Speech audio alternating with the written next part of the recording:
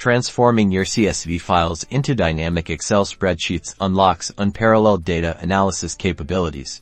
Begin by locating the CSV file you intend to convert on your computer. For our example, we'll use a file named customer_transactions. Open Microsoft Excel and start with a new blank workbook. This is where we will import and organize our CSV data.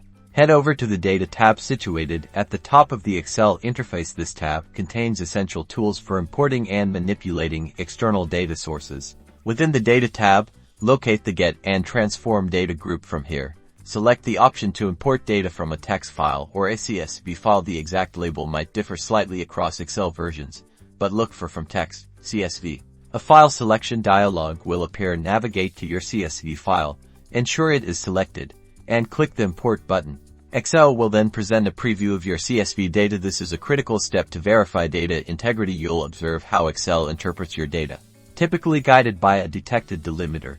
Most commonly, a comma confirm that the preview accurately represents your data, with each piece of information correctly placed into its respective column.